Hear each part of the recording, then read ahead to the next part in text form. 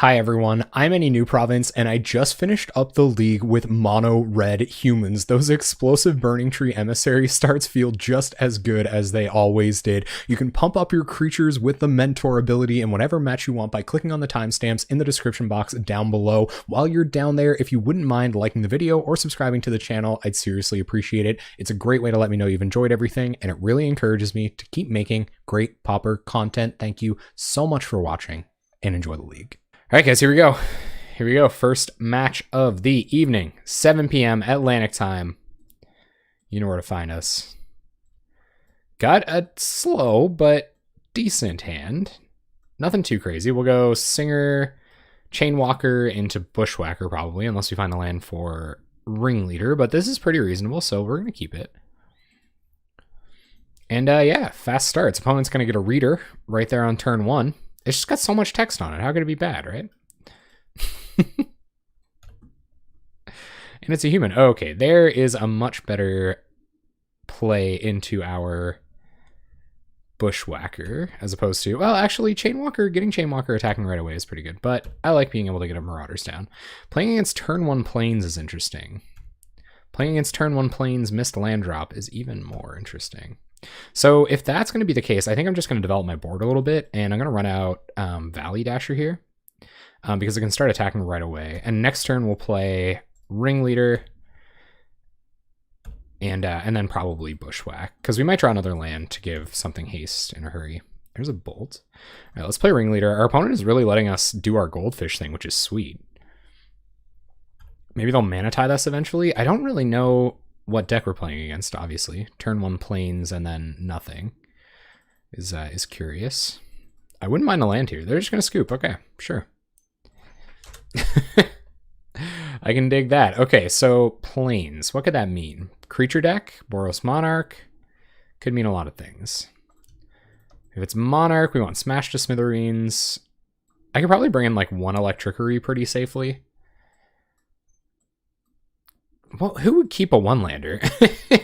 That is good EV. Who would keep a one-lander that we'd be playing against? I wonder. I think I'm going to take out one Stormsinger for any Electrickery. What's up, Waltzmark? How you doing? Come on in. I'm trying to figure out whether or not we should bring in Electrickeries preemptively after seeing turn 1 Plains. I think every deck in the format that plays white is probably weak to an Electrickery. And also probably not that. We might not need Mutagenic Growth. So I'm going to cut 2 Mutagenic Growths for 2 Electrickeries. And we'll see what happens. Maybe even all 3. Let's find out. If it's Boros Monarch, it could be Tribe too. Any Electrickery is still good against Tribe. So I definitely don't mind having the Electrickeries against Tribe. And there's the Electrickery. This is an awkward hand. For sure. I don't really want to mulligan it. If we get stuck on one land, we're kind of in trouble, but we have a little bit of interaction. We have a creature. We have one of our 3 drops, which kind of sucks, but there's only 18 lands in this deck. So I actually am going to keep. We got a couple of draw steps. What's up, Maverick Girl? Welcome to the Jank Bank. We'll see what we're up against. Thraben Inspector. Okay. So Trickeries might not be as good as we thought they would be, and Thraben Inspector is going to be an absolute house.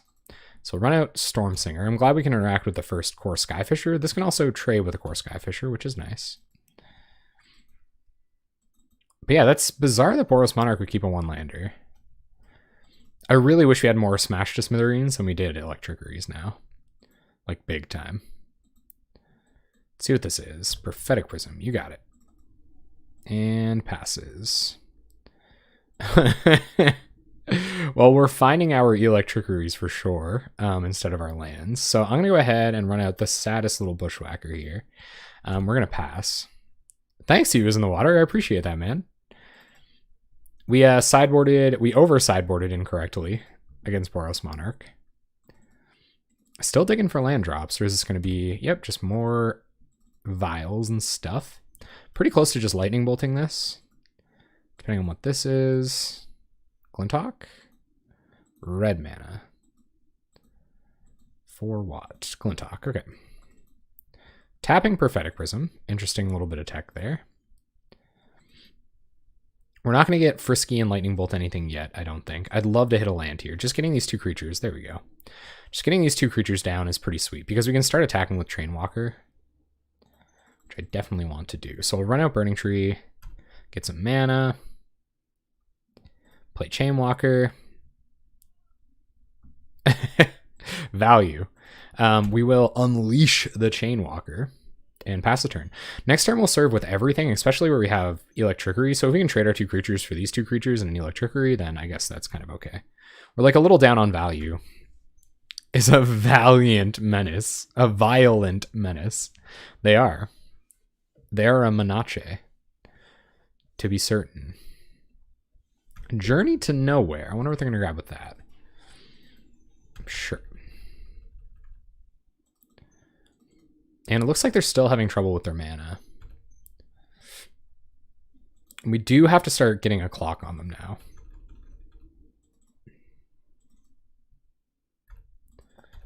They decline using their mountain for anything. There's another Chainwalker. All right, so I think we are going to attack with Burning Tree Emissary. Yeah, we're going to attack with Burning Tree Emissary because I want to cast this Chainwalker here. They might be leaving up removal for it, but that's okay. They're just going to take 2, so we might see a Skyfisher next turn. At which point we might make a sketchy attack where we like Lightning Bolt. We might not have to, actually. We probably attack with both of these. Opponent's going to kill our Chainwalker. Pretty typical Boros Monarch fare. But I imagine this is kind of a bad matchup, especially where we anticipated a white deck that wasn't Boros Monarch. It's really surprising to see Boros Monarch keep a 1-lander, and without a Thraben Inspector especially. So it looks like we're going to give them a game here, probably. But I'm certainly going to play it until the end. Not attacking and not blocking with Thraben Inspector is kind of weird. For sure. Opponent just going to pass 2 mana up. All right, let's play land, go to combat, attack with BT. Yeah, they have a bunch of incidental life gain. Well, it is nice to have Ringleader come down next turn. We're going to start attacking these into Thraben Inspector unless they kind of snap kill it. That's one of the downsides probably of playing 3 drops in RD Dub. Is committing 3 mana to the battlefield at any point. They're just going to draw a card off their clue. Okay. I can live with that. I'm waiting to see a Skyfisher. Skyfisher just matters a lot more. Wow, Palace Sentinels, you got it. Sure. Now I think a Lightning Bolt on the bird is pretty justified. Wow, okay, sure. Yep. So we're going to become the Monarch, which is pretty sweet for us. Hey, what's up, Warrior of the Stupid? Hello. Greetings from Canada. Another mountain isn't ideal. So we're going to go ahead and Lightning Bolt. I wonder if we go for like the big value play here. I wonder if we like Lightning Bolt Palace Sentinels and then Electrickery. I actually think I will. Yeah, I think I Lightning Bolt Palace Sentinels into Electrickery. I think that's exactly what I do. So play land, Lightning Bolt Palace Sentinels. I don't see how they can avoid this. Well, they have 5 cards in hand, so I don't really want to waste another Electrickery if I don't have to. And this gets most of their creatures off the board, and we should be able to force through a lot of damage here, plus become the Monarch. All right, sure.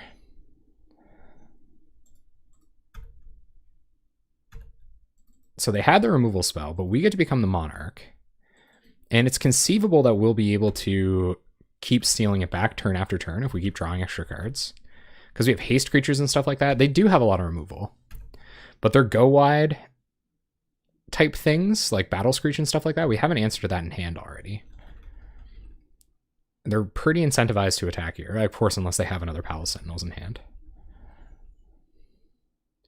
So we'll take 2. We're both down to 12. That's totally okay. I'm glad to have you back. And do not let me keep you up. A good night's sleep is very good. What's up, Pauper or Bust? Skyfisher. Okay. Kind of wish I saved the Bolt now. So that's going to pick up a Vial. And Prism. Okay. 2 mana left for our opponent. I think we do have to suicide creatures into this Skyfisher. Oh man, bummer. Okay, more blockers is not ideal. It's not what we wanted to see. So we're going to have to find a removal spell here. Chainwalker is not what we wanted to see either. All right, so let's go to combat. We have to kill this Skyfisher. Pretty much regardless.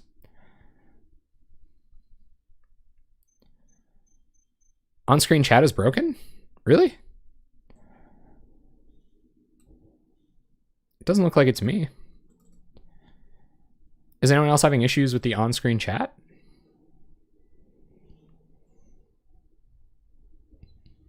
No, it looks all right to me. So I think the plan here is just attack with Burning Tree, and if they block it with Skyfisher, then we can Electrickery for 1 mana, play it Ringleader. And that way we have good attacks into their Thraben Inspectors next turn.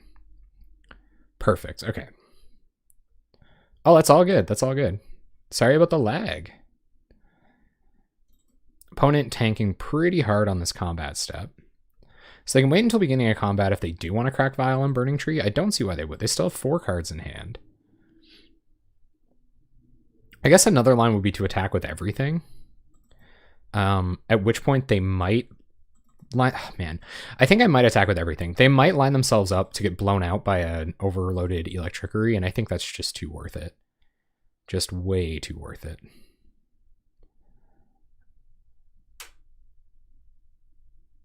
Yeah, so I think I might attack with everything. Which, like, leads to a couple of pretty good lines. Granted, it is a lot of damage on the backswing if they just take it. But I think we have to take that risk. I think if we can kind of get them and reassert our board presence, commit this Chainwalker as a 3-2, then we might be in okay shape. They also could have just disconnected. Not really sure. They are certainly taking their time. I think they recognize that if we go to game 3, then it's going to be a fast game 3.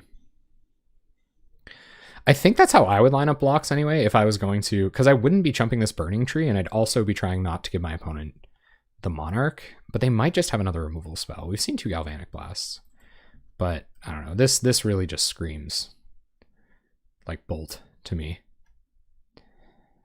And that's a really good point, Warrior of the Stupid.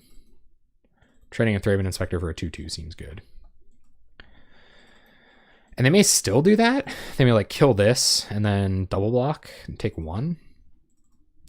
But we can Electrickery in blocks so that we can kill Thraben. We can kill both Thraben Inspectors. 3 Galv Blasts, 1 Bolt. Yeah. That seems pretty pretty legit. Is the Monarch emblem bugged again? Or did this ever display properly? I can't really remember. Haven't been playing a lot of Monarch myself lately, which reminds me that I should probably play some. They can't have 3 Galv Blast, but yeah, it's pretty unlikely unless they have, I don't know, Prophetic Prism into Archaeomancer, and then we're in trouble. Then they get that 4th Galv Blast that they need to complete. Well, this is kind of unfortunate. It's giving me a lot of time to think. So if they double block B, if we go to attacks, we attack with everything, they remove one of our creatures, double block Burning Tree with Thraben Inspectors, and block Goblin Bushwhacker with, or like one of the 1/1s, whichever 1/1 survives, with of course Skyfisher, then this turn would be really bad for us. Monarch is pretty decent. Yeah, they would blast a bunch of times. But actually, in considering that, I still think we have to take the risky line. We might be able to kill 2 Thraben Inspectors about it, and then play a Chain Whirler. Or a Chainwalker. Chain Whirler. Imagine. Oh, nice. Okay, they're going for it. So they're going to take the bait. Pretty good. Let that go through. Play Chainwalker. Yes, and Electrickery. See, those sideboard Electrickeries came through. Pass the turn. Granted, they have 5 cards in hand, and we're at 12. Yeah, that was a pretty good turn, but yeah, see, they just play more core Skyfishers. This is why sideboarding the way I did isn't very good. The Smash to Smithereens would have gone a long way. I am glad that this can trade with a core Skyfisher and we can just play another 2/2, but they draw so many cards that trading off creatures. They didn't have the Bolt. They did not. We took the risky play and got there. Now, if we find a Bolt and they don't have a removal spell, maybe the turn will tables. More Three-Headed Inspectors are annoying. All right, just another Bobble. What do you guys call these? Rocks? You must have slang for them. We're not just going to go around calling them vials and prisms, are we? All right, so we find Lightning Bolt. So Bolt, core Skyfisher. That was a pretty good draw. It shouldn't be understated how good that draw was. Go to combat, attack for 3. Hopefully they don't have the removal spell this time. Maybe they found it. Tough to say. Nope, they go to 9. We become the Monarch. Play Ringleader and pass the turn. Still 5 cards in our opponent's hand, but we're attacking for a fair bit next turn. Valley Dashers would be sweet. Nice.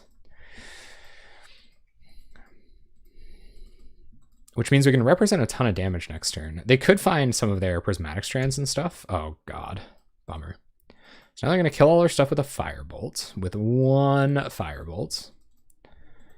Yep. 2 mana remains, and it will be more Skyfishers. Not ideal. I've had to kill way too many core Skyfishers this game. So we're going to have to find another Lightning Bolt, which is precarious. I'll Fire Blast this if I have to. Stormsinger, well, that's not that bad. It is a haste creature. It's a way for us to force through and become the Monarch, which I think is what's going to have to happen here. Playing it for 3 is like, no, that's not good. Okay, so we're going to cast it. Cast 2 haste creatures. Become the Monarch again. And our opponent will take some damage, only be able to kill one of our creatures, but we're getting down into Galvanic Blast range, so I assume this game will be over shortly. We'll have to find our burn in a very timely fashion here if we want any chance of winning. Before they find Prismatic Strands too, I just think this is probably kind of a bad matchup. What do we find? More Valley Dashers, okay. Maybe they just like go all in, don't have a way to kill us, and we find Bushwhacker off the top. And I think that still doesn't kill them. So that would be 1, 2, 3, 4, that'd be 7. And more Skyfishers. Well, they found all 4 in time.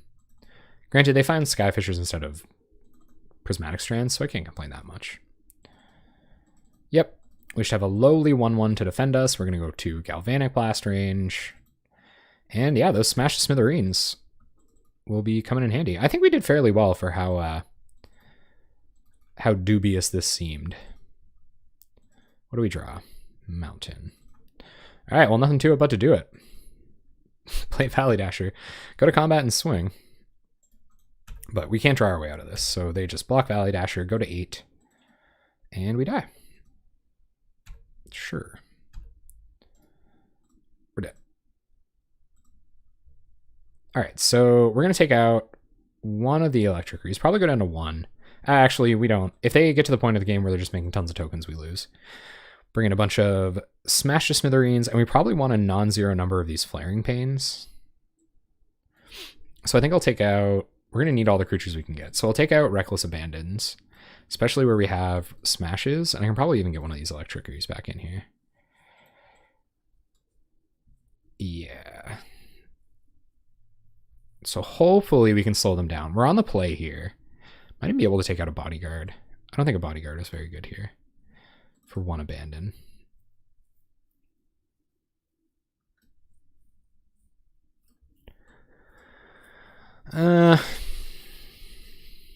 Yeah. All right, let's do it like that. Gotta go fast. Well, there's sideboard cards, but this is not a go fast hand. Ugh, this is also not a go fast hand, but we can blow up their turn 1 land, so I'm gonna keep it. Lightning Bolt on top. Yeah, I think that's reasonable enough. I'll put it on top. We have to kill Skyfishers or we die, so we'll play Forgotten Cave, pass the turn. What's up, Double X? How you doing? No artifact land turn 1. Our opponent is on to us, so we'll play our Valley Dasher. Combat. Swing in. Pass the turn. Hope they play an artifact for us to smash next turn. I imagine they will. Ideally a land. Opponent is wise to the smash plan. Thraben Inspector. Yep. Well, I'm not above smashing a clue, but I kind of don't want to. And I think I'm probably going to. So we'll attack with the Valley Dasher. We're talking about Wojek Bodyguard this week. Opponent going to Galvanic Blast. Okay. Would have been kind of nice to have a mutagenic growth there, I guess. But that's fine. So we're just going to pass here. We've got Bolt for potential Skyfisher. And if they spend their whole turn doing that, we might be in okay shape. Vile. Okay, sweet. And we're going to go ahead and blow that up with the trigger on the stack so that they can't play a land and crack it. They'll have to take the damage. Forgotten Cave is our opponent's land drop. 3 drops looking pretty bad here. All right. So are we to the play a couple of Storm Singers past the turn part of the game? I think we are.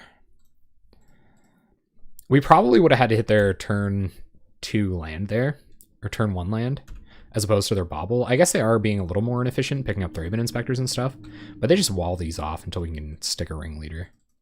So we could be in trouble. Prophetic Prism, yep. Yeah, I like it a lot. Some Gobbo love. Mountain, okay, well, we're getting there. They can just keep removing our ringleaders, which kind of sucks, but got it right here.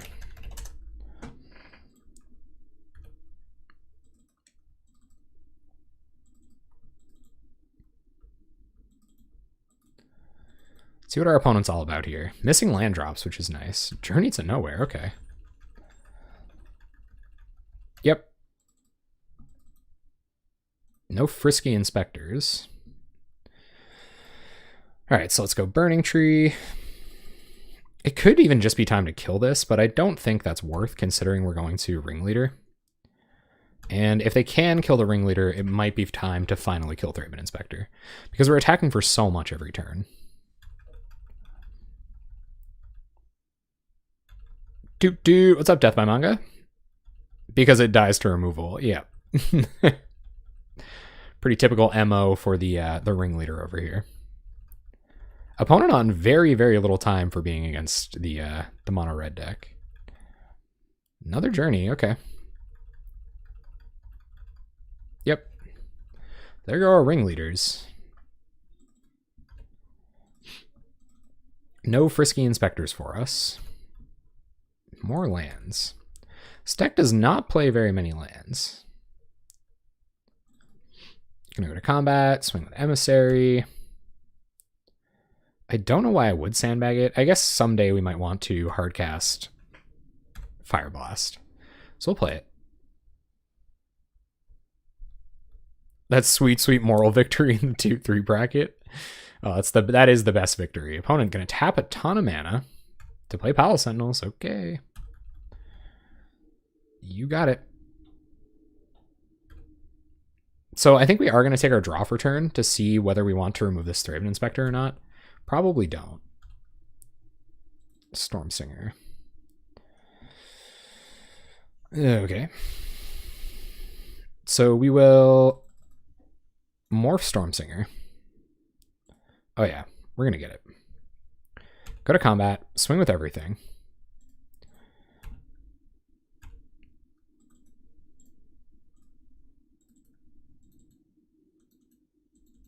And this way, we get the Monarch, we lose 2 creatures, but we get to kill this Palace Sentinels.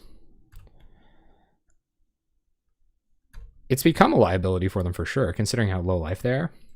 So we'll kill their big blocker, hope to draw into more interaction, or more burn. Kind of sucks sending that at a creature, but we can attack through a 2/4 in almost any universe. Well, there's something for a Skyfisher, so that's nice. Yeah, it is a lot better for us. 2 mana. There's Skyfisher. Yep. Yep. And let's see what this is. More Skyfishers. Okay. Well, that's trouble. That is 3 blockers. So we need a creature here to give haste. And we can give any creature in our deck haste. More burn spells help us kill these. Nice, okay. So play Keldon Marauders.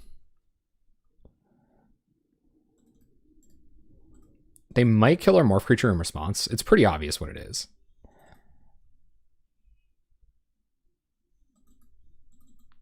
Like, we are going to give this haste. Fishy Goyles.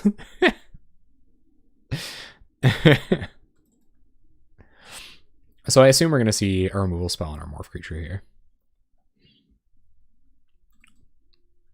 We've only seen 1 Galvblast. We have seen, I guess we've seen some Journeys, but leaving up 1 red mana, giving us the opportunity with a good draw to steal the Monarch. Could see this being a removal spell. I have not Clinton Greystone, although I've been tempted. It's just like Pauper is my format, and even I guess I can challenge people to Pauper games now, so I could have like a select number of people watch my matches, but so I could have certain people watch my matches, but at the same time, I kind of want to keep doing this. It's just easier to buy decks and stuff. Go to combat. And swing with a 3/3. I think that's all I want to swing with. Maybe we swing with everything. This is a pretty easy attack. They block here, they take 3. Yeah, actually, I think I'm just going to swing with the 3/3. Red tokens. I've played red-based tokens lists. They're going to double block. Okay. Sure. So we'll kill Skyfisher. They'll take another 1. We will continue to be the Monarch.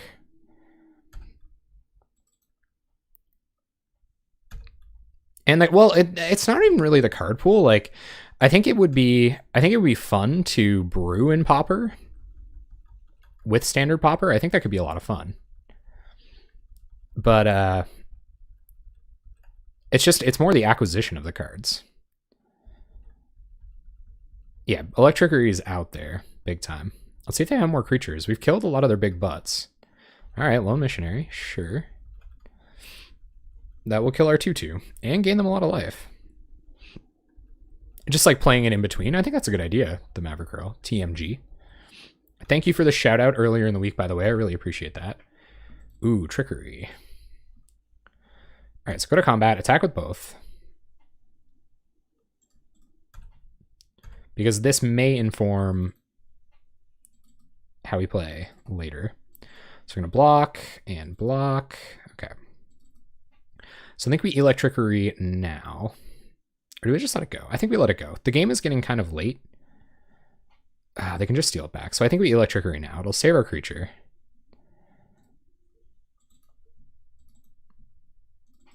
Prismatic Strands, yep. All right, that's pretty bad.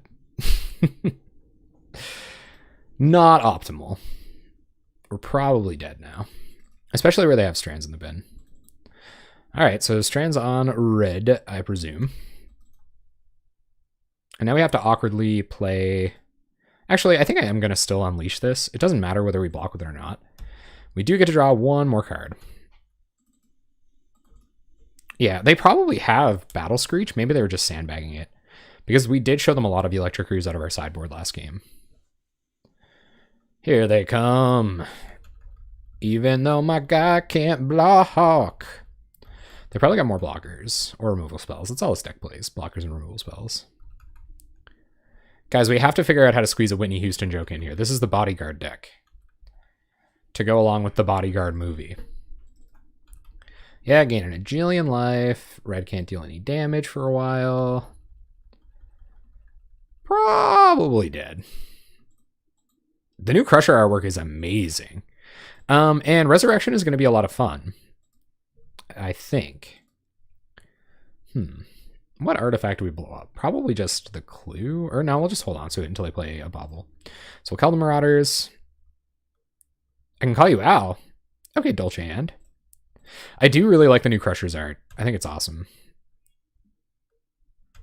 Oh, so you actually can build up your collection quite quickly, eh? I wonder if they're going to trade anything off. If they trade off either of these creatures or the prismatic strands for this Gorehouse Chain Whirler, I'm not that unhappy. Or Chainwalker. With Kevin Costner's face, that's what I'm talking about. Did we get in there? Did we get the... Yeah, we got in there. We got the bodyguard reference. I think foil... Okay, well, they're going to cash in their prismatic strands. That's actually pretty good for us. If we could be in a good situation here. They might just have more in hand. And there we go. But we have to find like a topical way to fit it in. How can we squeeze a Whitney Houston reference in? I don't know why. I think the only reason, this is the weirdest thing, but the only reason... Oh, hi, Mock. What's up, Beard Lord 44? I'm glad I've got a beard for you, man. I think the only reason I know the movie The Bodyguard exists at all is because my mom had a Bodyguard mouse pad when I was a kid. And I was like, what is this movie with Whitney Houston in it? And why does it have promotional mouse pads? But I do like Resurrection because it provides kind of redundancy for the Mist Moon Griffin mono white Resurrection deck. And also the new Crusher art is beautiful. So maybe you could get them all at once. Oh, Bread. Sorry, Bread Lord. Do you speedrun the game I Am Bread by any chance? There's the Screech. And our Electrickery is already in the bin. So we're almost 200% ice here. Mardu Reanimator. That could be cool. I agree. Yeah, we're dead. Here comes the big deck, guys. I am going to smash one of their lands to assert dominance, but they're attacking us for 6 in the air, so we have basically 2 turns to find an answer. Oh yeah, absolutely. Especially, it's just way easier to use or leverage than... I feel like this blocking a 2/1 is going to be important. It's just way easier to leverage than Mist Moon Griffin. You have to like line it up to be all special and stuff like that. Double X Terry is calling you. There's a streamer who has a tutorial on how to hack your card images to have your own images. I'm pretty sure that's against the rules. I don't know much about the rules, but that can't have anything to do with the rules.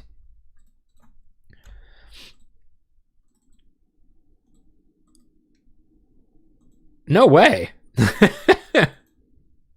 Well, you are Bread, so you're living the dream now. Julian Assange, is it him? All right, we have 1 draw, Step Gang.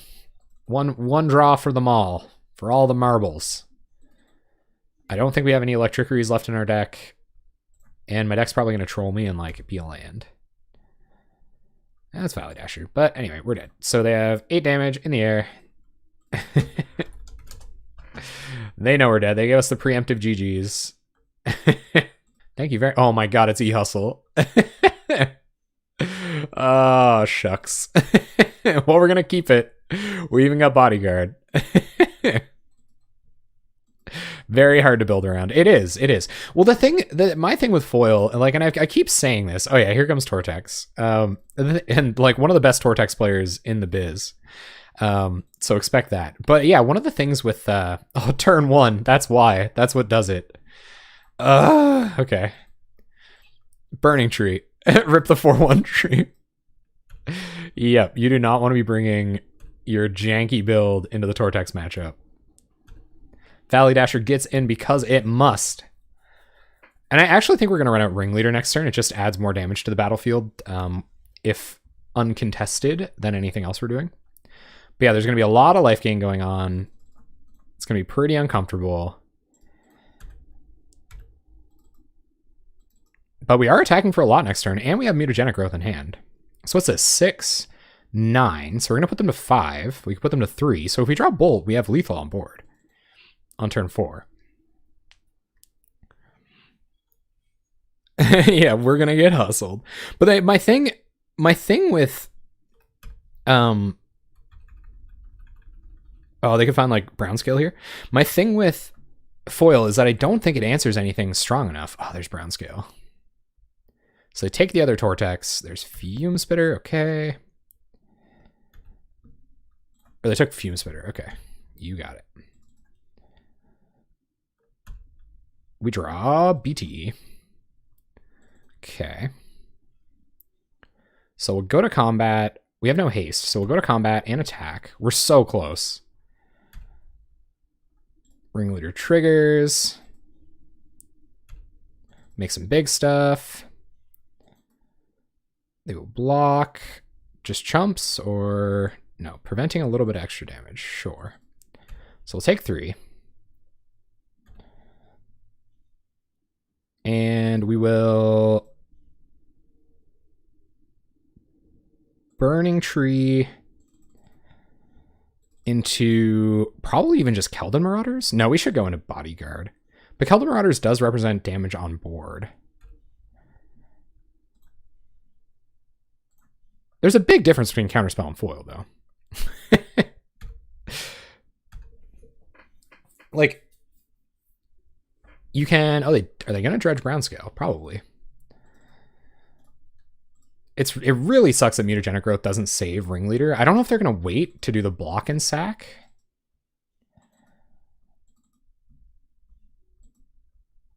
But anyway, so Counterspell is 1 card out of your hand. It does cost double blue, but it's 1 card out of your hand to stop something, no questions asked. Ooh, Grave Scrabbler, okay. There's more blockers and a Fume Spitter. So that's going to be their play. They're going to have 2 blockers and a Fume Spitter. We got a whole whack of creatures on board. And a Muta in hand. Plus 1 wholesale damage.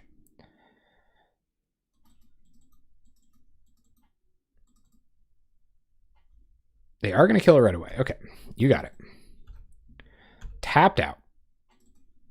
And what do we find on the top? Stormsinger. All right, well, cast Stormsinger. Go to combat. Swing. Trigger Bodyguard. We will trigger on Stormsinger because it's the only creature on board that doesn't trade with Grave Scrabbler. How close are we? Go to blocks. So 1, 2, 5, 9. Mutagenic Growth on Bodyguard. And that's game. Sweet. I do think it'll find a couple of good homes. Yes, I do think people are going to play foil. I mean, we are close. This deck does not like elves. It's true. I don't really know a deck that does. So what do we do against? I just don't think we do. I don't think we've got it. I think maybe Flaring Pain. But Flaring Pain is probably the only thing we're going to bring in. Never didn't have it. I think Mutagenic Growth has too much downside. Although it does help make us faster. Riot Ringleader's probably a little too slow. The Bodyguard can help against Fume Spitter. So I think I'm going to go down Ringleader for Flaring Pain. And I might go down 1 Stormsinger for Flaring Pain. I just don't think Stormsinger is high enough impact. We'll do it like that. And that was a pretty quick kill, Predlord. It was. Basically, the red deck wins drop, but they get to go on the play this time. Well, we've got 2 Bodyguard. This hand's actually very bad. So I'm going to mulligan this. I don't really want to, but it's pretty bad. Thank you very much for the follow, Breadlord44. I appreciate that, man. Yeah, we have Bushwhackers. We need to find a land. Flaring Pain to the bottom. Got a couple of haste creatures. Not the haste creatures we want, but they are haste creatures. Turn 1 Tortex. Turn 1 Fume Spitter. Okay, sure. Land. Come on. Okay, we found one. We're going to be okay, gang. So play Stormsinger. Start swinging. Is Lynx out here? What's up, Lynx? They're going to block. Yep. Never, ever punished once. I didn't even see Lynx. Is Lynx up there somewhere? Tortex, you got it. They got a 1-lander? All right. So, I think we are just going to Bushwhacker here. It seems a little like a waste. Reasons to not Bushwhacker. Pretty much none. Just arrive. Well, welcome. So what do you guys think? Should we Bushwhacker here, or should we run out Stormsinger and Sandbag it for a turn? They're missing land drops. So what do you guys think? I think we whack. Yeah, it just represents more damage. I guess that represents more damage next turn. Yeah, I kind of like that. All right, so play Bushwhacker and Stormsinger. Go to combat, swing with Stormsinger. And then next turn we'll get whacking for 6. And we have Reckless Abandon in hand.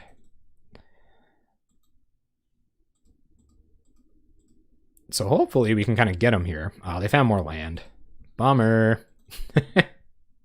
Edict, okay. So I think we're going to go ahead and get rid of Bushwhacker here. Because it's not a human. Draw land, all right. I actually think I'm going to run out Bodyguard. So we'll play Bodyguard, go to combat, and swing. And then next turn we can whack and abandon if we have to. That could have been a really good turn if they didn't have removal. All right. Wild Mongrel, a little problematic. So I think we do still Bushwhack here. So this becomes a 2-1. It means I can't really block anything that profitably.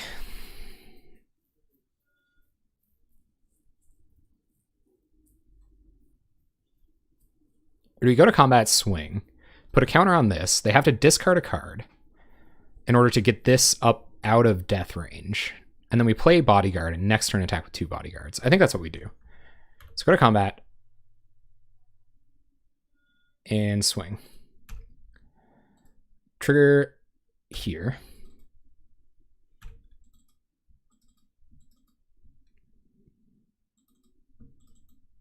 And they're going to block, which means they're going to discard. Yep. Brown scale, that's pretty good. And they have Tortex on board. So they'll take 2. They're going to gain that back pretty easily. All right, they're going to save it with Crypt Rats. Sure. You got it. And we'll play another Bodyguard. 2 cards in our opponent's hand. I don't think they're going to dredge back Brown Scale this turn. No, because they're trying to find a land. Deadweight, yep. They found a land. No attacks. All right. So we find Marauders. Well, I do think it's time to whack here. Because we can't attack with Bodyguard otherwise. So kick a Bushwhacker. I tried that out, actually. So the initial build of this deck was Crew and Striker with Thatcher Revolt, which was actually kind of crazy. It was a lot of fun. Yep, they'll block. See if they'll pitch. Nope, they're going to trade. Sure, and we'll pass the turn. Can't attack with Wojak Bodyguard next turn, unfortunately. And now they have enough mana to start doing some wild stuff with Brown Scale and Crypt Rats and stuff. So we'll see if they start dredging here. And they might just find more blockers. Or find more lands. Both are pretty good for them. And we're unfortunately taking a turn off for Kelvin Marauders.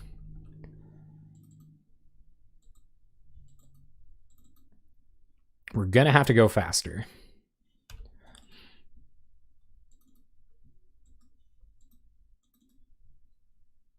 But yeah, so I did try it, and there was some pretty... Oh, they found their land drop. Okay.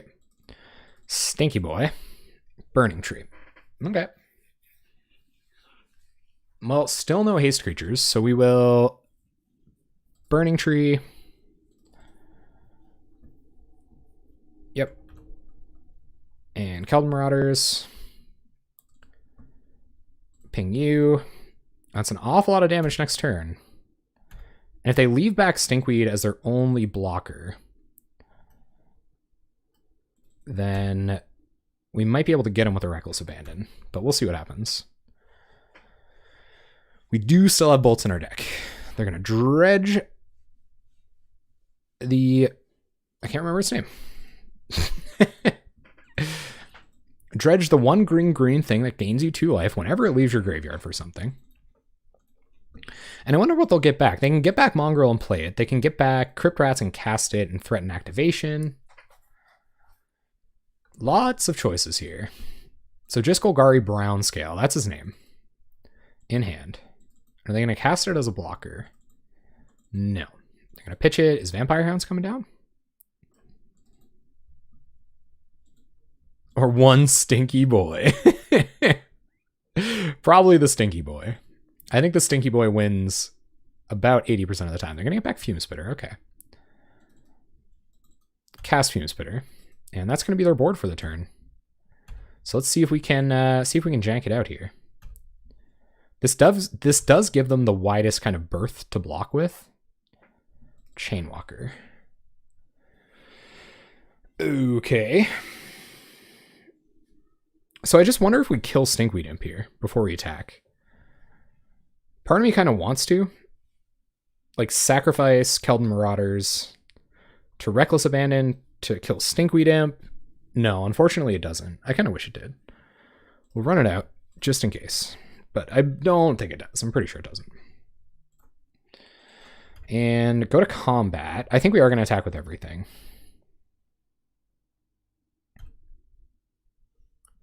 Bodyguard will trigger, and we'll have to go with the 2/2.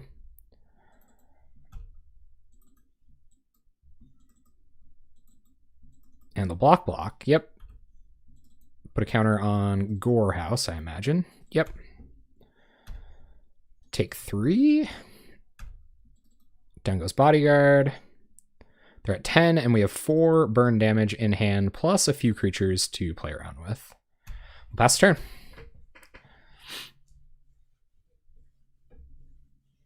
I really wish Reckless Abandon was an instant. And I'm not using it right now because I might need to use it to kill a blocker. He can block now? They're going to dredge back Brown Scale. We'll see what they grab with Brown Scale. Probably just Stinkweed Imp again. Fume Spitter. Okay. Yep. So now they'll be able to kill Chainwalker. They'll take a damage from Keldon Marauders.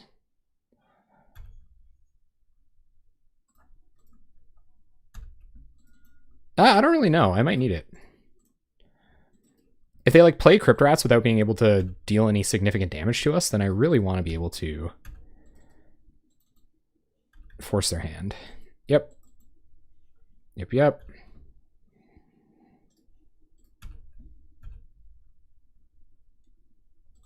So we'll play Chainwalker.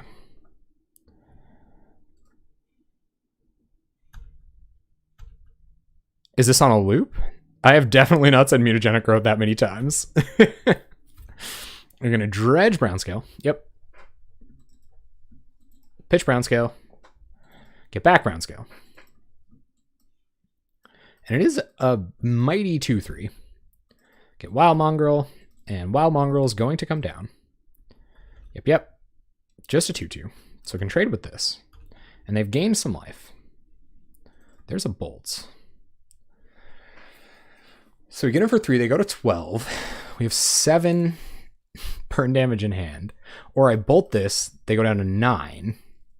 And then a virtual 5. But they're going to gain a bunch of life next turn.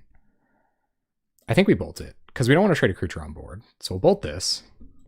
Get him for 6. And I think we'll see the same loop next turn. So then gain 4. Get back Wild Mongrel. And play it. That banks on not losing. You just, you worry about losing later. Might as well have 6 here. Loop. And Mongrel. You got it. Land. Okay, so we'll go to combat. We are still going to swing. I think they know exactly when to break the loop, too. So they do have that advantage. And I'll play a land because Fire Blast. Pass turn. So they might break the loop here or get something else. Not really sure. Haven't played against a good Tortex player that many times. So we'll see what they do. As soon as we stop suiciding our creature into them, yeah, I think that's when things change. There's Chainwalker. All right, so go to combat, attack. We will trade with Stinky. They might just deck. Yep, make another 3/2. Pass the turn.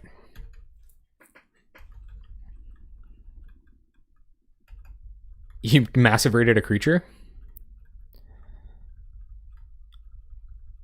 I'm not surprised. So with this loop, we can't win, but we also have to keep attacking to force them to block so that they can't get back another creature with Tortex and kind of get ahead on advantage. So that's why I've continued attacking. I don't know if that's the correct line, but that is why I'm doing it. They are gaining a lot of life. No blocks. They're going to go to 13. So that means they're going to draw naturally or just get another creature next turn. We'll play another Chainwalker. Being able to represent 6 damage on board is kind of nice, but I don't really know what we're going to see here. Wild Mongrel attacks. You got it. Well, our creatures can't block. I guess they have to win eventually. Yep. Get back Brown Scale, gain some life. I don't really know how we can win through this, now that I'm thinking about it. Thank you very much for the sub. I appreciate that, Lynx. Thanks, man. We've been doing this for a minute, hey. Bolts. Yep. That doesn't do it. So if we bolt a Mongrel, attack for 6, put them to 11. They do the same thing again. They gain 4, play a Mongrel, and we're net +2 damage, so we have to do it. So that's what we'll do. Combat, attack for 6. Yeah, that's kind of how I feel about it too.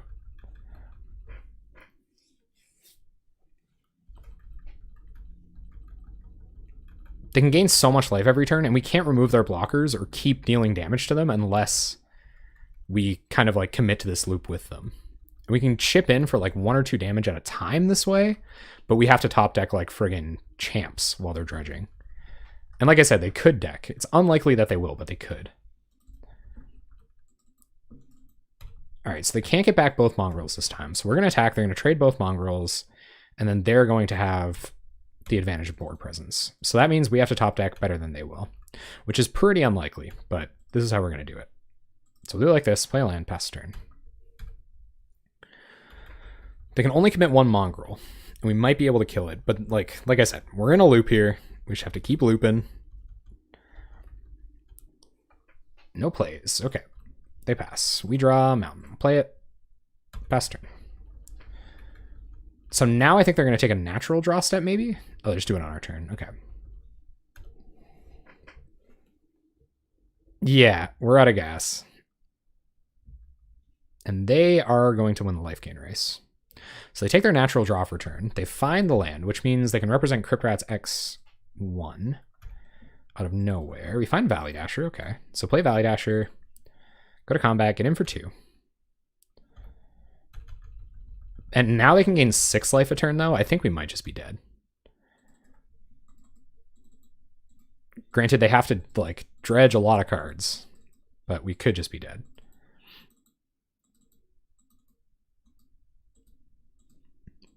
It's pretty unlikely that we can deal 25 damage. To keep in their land drops. So they're going to be up to Edict mana very shortly. We keep drawing lands. It kind of is. There's no way we can kind of keep pressure on them effectively enough. Taps a bunch of mana. Yep. All right, have a good one, Warrior of the Stupid. Thanks for coming by. I appreciate it.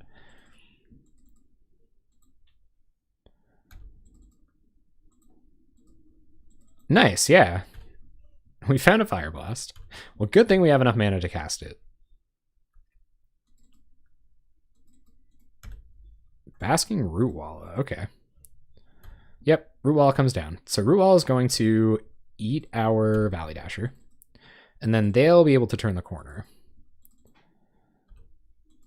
So they have something to beat us now.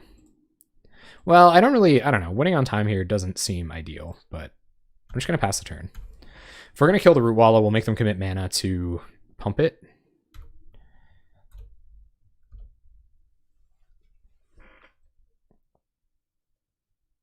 But we're like, they can just win by attacking now. I don't really know. I think they could have turned the corner a minute ago, but they just haven't. It's going to be a close game. Or it's going to look like a close game. 3 mana. Vampire Hounds. Yep. They give it +2/+2 twice. So we're going to kill Vampire Hounds in response to this trigger. Gurmag Angler. All right. We're pretty much dead. So let's go to sideboard. Now that I know they're a Gurmag Angler deck, I really don't think... We haven't seen any Fog Frogs. Maybe the Flaring Pains come out. Bring in Ringleader, bring in Stormsinger, go fast. Go fast, beat face.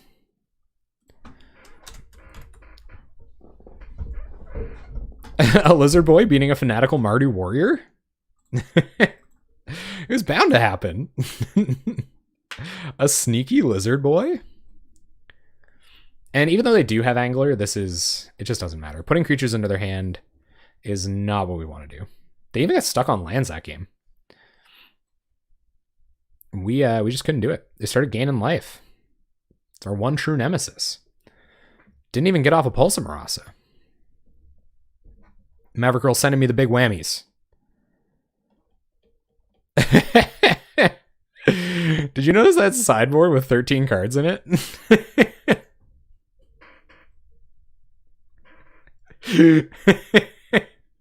That was a deep cut, Lenkenzie. That was a deep, deep cut. And yes, Basking Root Walla is basking. Thanks, Draven Valiant. I appreciate that, man. Thank you very much. Hopefully we can get out of the gate fast enough here and take them out. Hoping for the humans. The less than resilient humans. The lawful Wojak bodyguard. I feel like these two probably don't get along IRL. They are from different guilds, so that makes sense. Walla walla walla. I can't see your messages, E-Hustle. I'm sorry. I want to, but I can't. Can I like collapse this or something? Can I see the game if I do this? All right, we're in.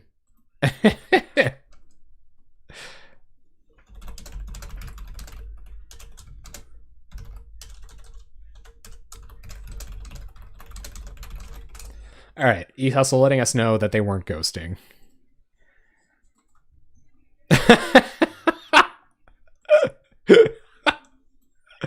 Oh man, we got it. We got Bushwhacker Tron. Okay. All right, so Bushwhacker.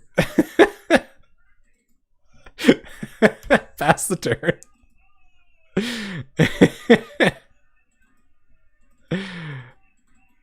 Yep.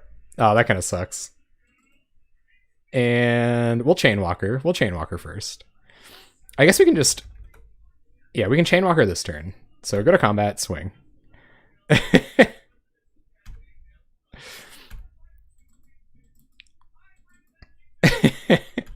Playing with this many Bushwhackers is not a trivial thing. Play Chainwalker. They might have more... They might have more stuff to interrupt us. Pure gasoline. Chainer's Edict, dang it. So more disruption from them. That's not great. Find Forgotten Cave. So I think we're just going to run out a vanilla Bushwhacker. And kick a Bushwhacker. That's so funny. Like, I kind of love that. But sometimes it's just not enough. I think you need Burning Tree Emissaries to go with that start. And we'll see what they've got. Chainer's Edict was definitely nice for them. Bought them a lot of time. Deadweight, okay. Killing creatures. Killing creatures. Gaining life. Mutagenic growth. Alright, so we'll cycle Forgotten Cave. See if we can find a 2-drop land deck. Come on. So we'll play it. Bushwhacker. Attack for 2. They killed too much stuff. That's it. Removal will get you, man. Removal will get you good.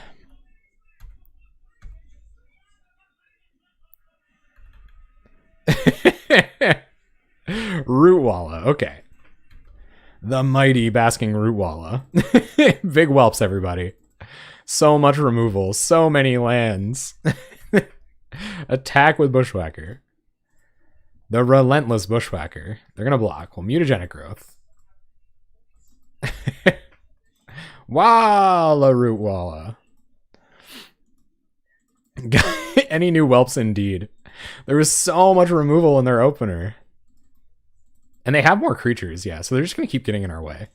We're going to have to top deck, like, hot tamales here. Tag with Bushwhacker. How to waste Bushwhackers? Are you kidding me? Oh, how to, like, kill them. I was like, I don't think I wasted them. It's honestly kind of difficult to sequence so that many Bushwhackers. About to hardcast Fire Blast. Here it comes. I mean, they're only hitting lands, so we got that going for us. And now they can trade with, or they can just get Bushwhacker with the Rootwalla. So I think we're going to hold on to Bushwhacker. You would have held them? I don't know. So they can pump. They're just going to chump. They are going to pump. Okay. To trade. Might as well. Yep. And the Marauders. Maraud. If only they were there. But we did just draw lands. I don't really know. I think if they didn't have a jillion removal spells, we would have been okay. So let's see what their turn looks like. The minute the life gain gets rolling, we're pretty much out of commission. Cycles, Tranquil Thicket, all right. Chainer's Edicts. That's interesting. I think we sack Bushwhacker. I think we're going with the highest upside play here.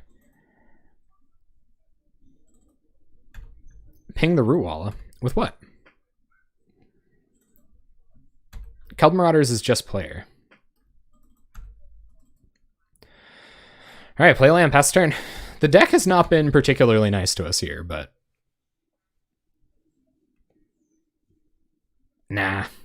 That would have been sweet, though. And this might be the end, gang. Yep, here comes the life gain. Deck is being a true dude tonight. Now, how can we kill our opponent without ever killing the Golgari Brown Scale, you ask? Drawing more lands? Definitely the way to do that.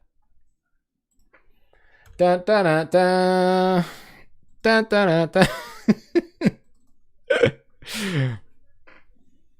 Just getting 2 Fire Blasts off the top. That's how we're going to have to do it, guys. Well, there's 4 burn damage. We're going to play this old game. They could sack their own Brown Scale to Chainer's Edicts. It's kind of the secretest of techs. 18 land deck, by the way. We've drawn 8 of our 18 lands. All right, well, this can turn another creature into a haste creature. So I'm going to cast this face down. And we're gonna hope they don't have, well, they can just make us sack it. So actually, I think I'm going to go face. So we're going to Reckless Abandon, sack our morph creature. Pass turn. Deck's like, ask and you shall receive. 18 land deck, ladies and gents. There's no oof big enough. I agree. All right, Fire Blast one time. Reckless Abandon won't do it. We need the burn.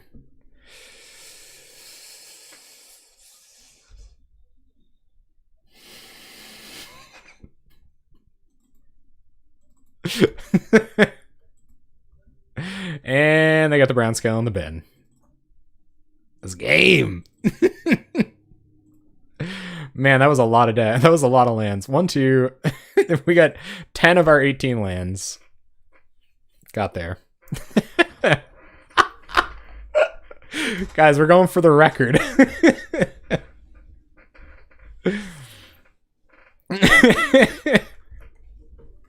This is why I play Magic.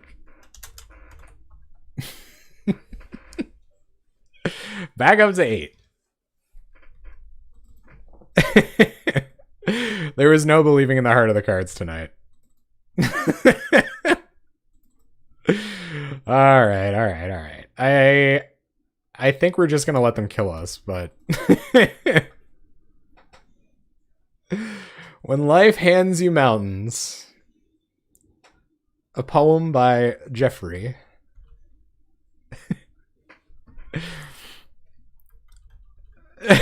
You just drop Faithless Looting and double Fire Blast. It's pretty much a triviality at this point. We're at 6. Looks like we're going down fairsy squaresies. Hard casts the Brown scale. We draw Marauders, but that's still not enough damage. We'll cast Marauders. Ping them. Maybe they're giving us a shot.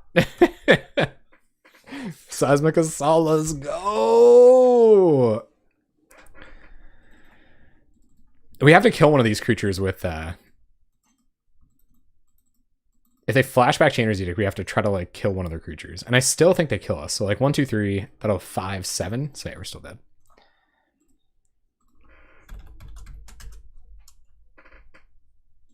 Dead meat. Flashing back Edicts. Yep. We have a haste creature. We've got some burn. We got a ringleader. We got a mutagenic growth to protect us from disfigure. I'm gonna keep it.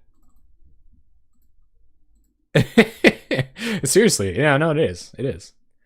I feel like the cards won't get any bigger than this, huh? Deal there. Finally found a reason to use my gut shots. Got a haste creature. Beauty. Player haste creature. See if they want a daze or they're just reading this.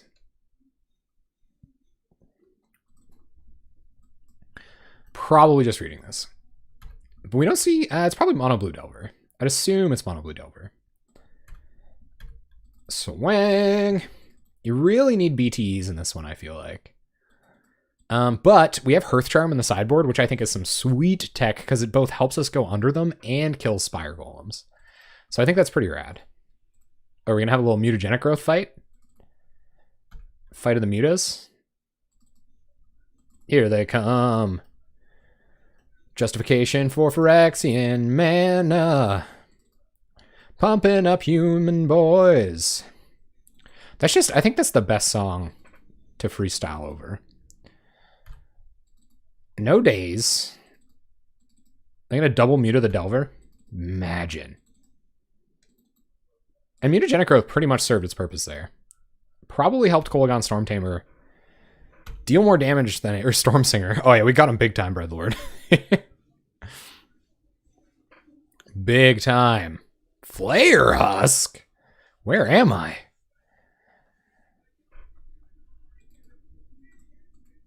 What's my name again? Also, what's my age again? Burning Tree.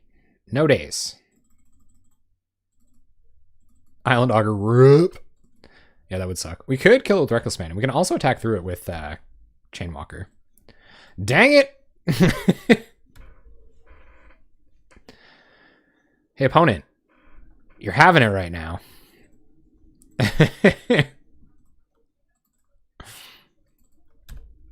Augur would be kind of a beating. So we'll see. Oh, they're going to ninja this germ token. Oh my god, the tech. That was insane. They used to play 4/4 Spike. I played 4 Spike in that mono blue fairy control deck. That was pretty sweet. We need to find a lightning bolt, gang. We just got back big time. Keldon Marauders, eh? Does our opponent have more dazes, is the question. So ping them. If they have another daze, this is really bad. They don't. Okay. Ping them.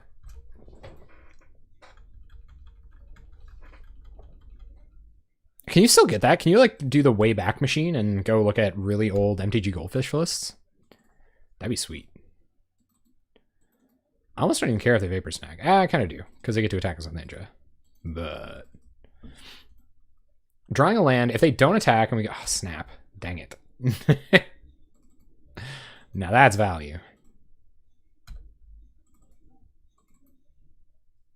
Oh, playing Pauper did, okay. Here comes Ninja. Opponent's drawn like hot fire. Having the days for that Burning Tree Emissary was kind of savagery. I feel like this should be a decent matchup too. If we can find a way to kill this through removal or through days, then I'll probably do it. We can't this way.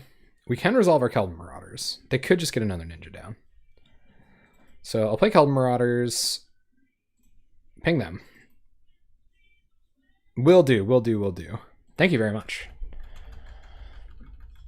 Pass the turn. Sounds good, TMG. Thank you. Opponent's going to brainstorm. Whoa, yeah, Pauper battle boxes are a big thing. I feel like, so if I was going to do a type of content, I don't have my own battle box, but I feel like the Pauper community is really interested in that. Because the format's so affordable, you can make tons of Pauper decks, right? Oh my goodness, not another ninja, please. My nightmares. My nightmares! Oh god, okay. Yep. This isn't good, guys. This is not good. This card's crazy. When you don't have all your lightning bolts. Turn comes back. Keldon Marauders disappearing. Lightning bolts. Alright, so let's Bolt Ninja. They could have like Vapor Snag or something, I guess. They left up 1 mana on purpose. Attack with Keldon Marauders. And Reckless Abandon, Ninja, sacking Keldon Marauders. Pass the turn. Although they've already replaced themselves significantly. So if they have a way out here, we might be able to come back. Get a Valley Dasher down, start beating face. But if they haven't cast anything, they're probably on all... Yeah, so here comes the Spellstutter's X2, I imagine. So we'll run the Ringleader out. And they could just have Daze. Like, Dazes and Counterspells are all fine against this. I'm going to let it go. If we draw a land, next turn. Oh my god. Are they going to, like, flash in Spellstutter Sprite and Ninja it back? Ugh. Vapor Snags, okay. 3 cards in hand. Delver, yep. Attacks, yep. 2 cards in our opponent's hand. Spellstutter Sprite mana is up. Chainwalker. Alright, well, keep playing around Spellstutter Sprite. But when they flip this Delver, that's when things are going to get real touch and go.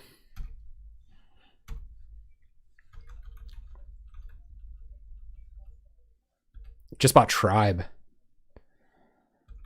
Ooh, sick. 15% back. Was that like a Good Friday thing? Or a Black Friday thing? It's been a long time since Good Friday, gang. Alright, so we just gotta start attacking them now. Valley Dasher is gonna get eaten. So I hope I draw a land so that I can... I might even Fire Blast something if I do. So I can force through 2 2-drops. Bushwhacker. Ugh. That's gonna get countered. The advertising. There it is. Okay, so we're going to run a Chainwalker into Spellstutter Sprite. Because we have to. Yep. And next turn, we're going to go for Bushwhacker. Or maybe even Valley Dasher. I think next turn we'll try to resolve Valley Dasher, and then I think we do attack here too. They might have Mutagenic Growth. Can't really beat that, though. I guess I could have waited to draw a land, but they might not have had Spellstutter Sprite, so... Opponent's at 8. We have a Fire Blast in hand. Thank you very much, Mr. Redbird. See you soon. Let me grab my Doritos and Mountain Dew products. Alright, now the question is, how much more counter magic does our opponent have? Infinite, you say? Probably. We're at 6, so that means we pretty much have to win this turn. Mountain. Okay. So. We're going to try to cash Valley Asher.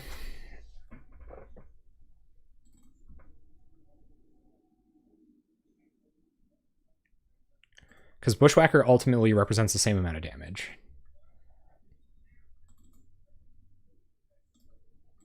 Spell Stutter, okay.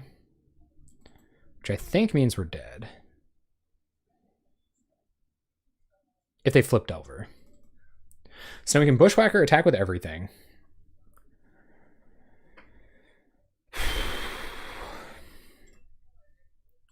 So kick Bushwhacker. Do they have another counter? Oh my god. I don't know what else they could have. They probably have like Snap or something. Gushes, okay. Is this another counter? Oh my god. And now we're dead on board. F. Okay. Sure. So we will bring in our Gut Shots.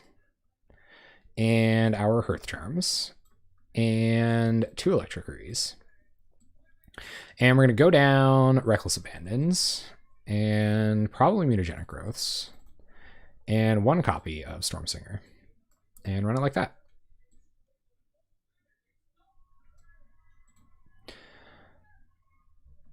GP Gold tickets. Does that let you go to a bunch of events for minimal investment? Well, we have a Burning Tree that our opponent can daze, but we're going to go for it. We got 2 Fire Blasts and a Lightning Bolt. That's a lot of burn damage. We play smart. We can do this.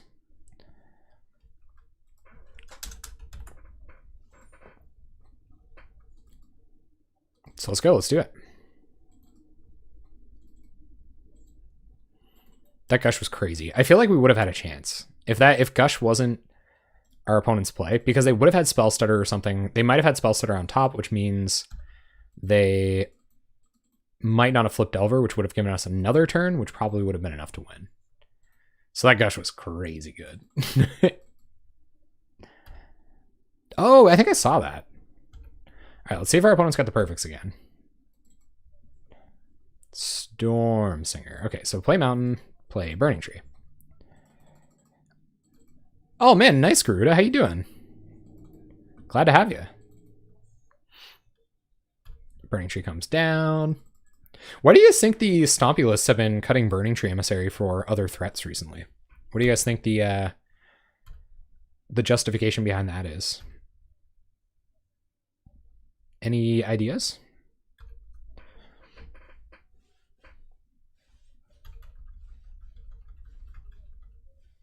Oh, I think I saw that.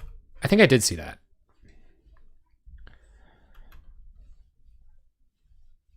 As demonstrated. Yeah, when Burning Tree gets dazed, it just doesn't do anything. That is absolutely fair. So no Delver attacks. Okay. Keld Marauders goes away a little bit. We draw 2 blue mana. What could that possibly mean? So we'll cast Stormsinger. See if our opponent Spell Stutters. Just counter spells. Okay, sure. Go to combat, swing. And I think we're going to try to Bolt Delver here. Because we won't be able to use it. Yeah, okay. So if they Mutagenic Growth, we're definitely going to Bolt it. And maybe they have Daze. Obviously pretty bad. If they do, we're really far behind. Because they'll have 3 cards in hand, and they can recoup card advantage a lot better than we can. Just goes away. Okay, no Daze from our opponent there was pretty clutch. And I think they would have used it, so that kind of gives us the information that they don't have it. Okay, they might have it now.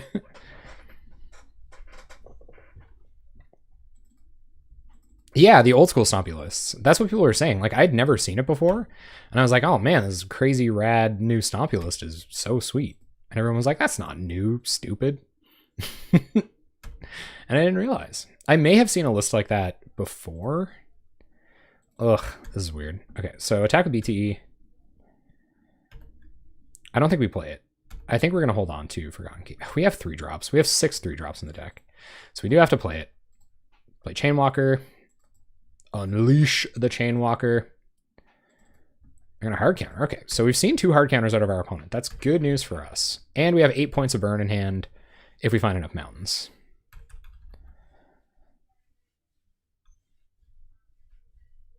Hardcast Ninja, okay.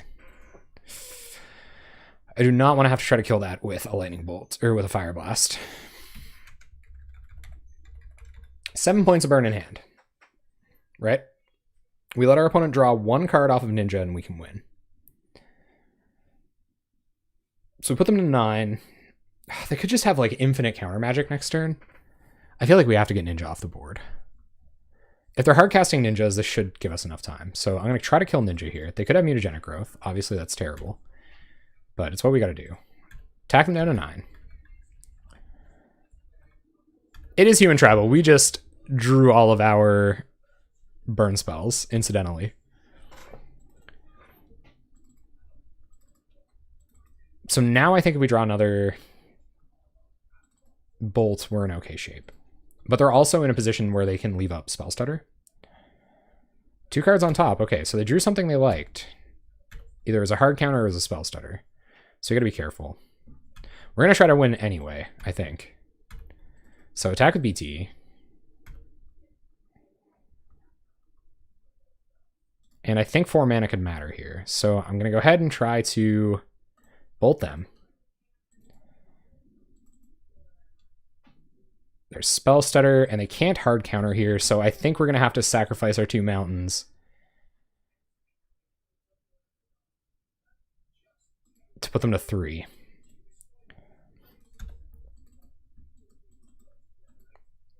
All right. Let's see if we can't rally. 2 cards in hand. They like both of the cards on top.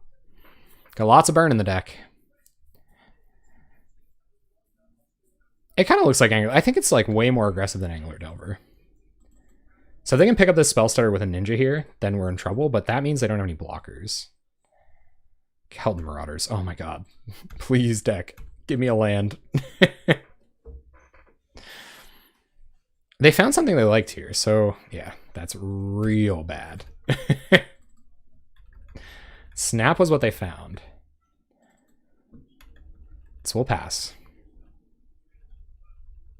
And now they can find all kinds of nasty dazes and stuff. Maybe it was a little bit too all in to go the way we did. But I stand by it.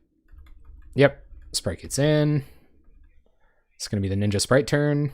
No.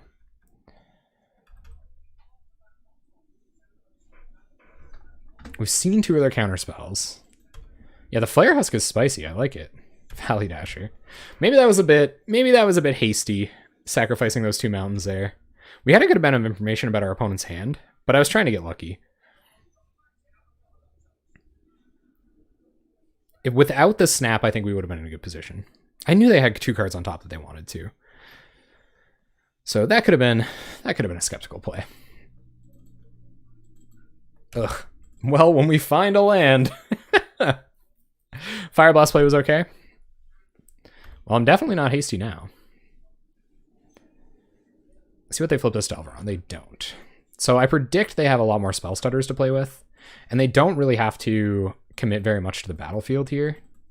But their clock isn't that fast. Yes, a land would be amenable to our plan. Just any attacker is fine. Ugh! Not like this.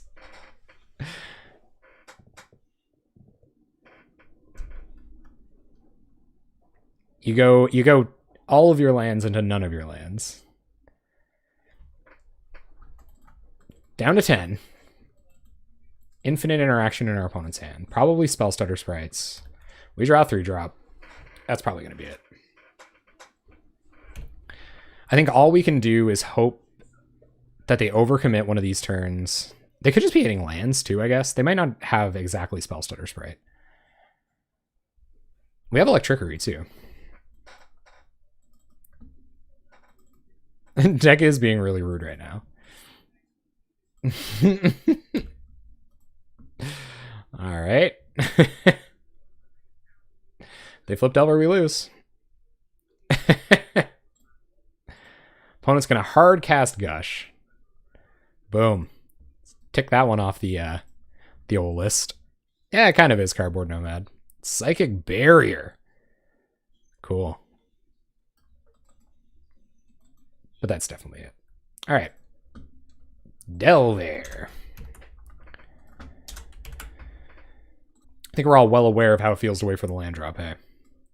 Is this results-oriented thinking? By mulliganing this, like, okay hand? Thinking we'll never draw a land? I think I'm going to mulligan. All right. I'll keep this. And we might as well keep third land. Put that on top. This way, we can kind of safely cycle Forgotten Cave, although I'll probably still play it. Turn 1. Mono Black Control, looking to be the culprit. I don't have to play it yet, so I'll play Mountain and pass. Could get up to maximum punishment and draw a 3-drop next turn, but it is what it is. Mono Black Control. We drew another land, so I'm pretty glad I didn't play that Forgotten Cave. We'll play Valley Dasher, try to get the beats going straight away. We can beat a Disfigure and deal 4 here, which is kind of nice. They might have another Disfigure. So they take 2. I see a very quick end to our Valley Dasher coming shortly. What do you got? Edicts. Eaten Edicts. Bolts is the draw. I don't think blocking is going to matter that much. So we'll do this and pass turn. No need to cycle Forgotten Cave until their turn. Might play something that matters. Still cycling lands for our opponent. Chittering Rats, okay. So we can kind of undo Chittering Rats with the Forgotten Cave at least. So we will go to combat, attack with Chainwalker. And that's not how Disfigure works. Our opponent's going to trade. Keep them off as much devotion as we can. We're going to do a Morph Stormsinger for the potential of a hasty Marauder next turn. Although I don't know if our opponent is going to be into that.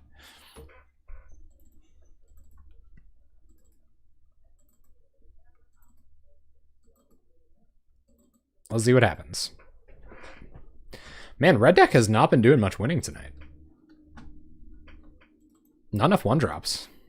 Maybe just not enough BTE draws. What do you guys think? You could probably question me on the Chainwalker and the Stormsinger. That might be it. Maybe I kind of messed with the formula a little bit too much. But also just bad draws. I don't care, man.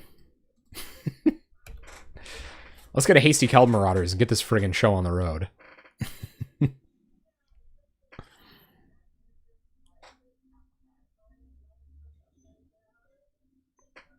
Yeah, me too. Well, I always hope that, right?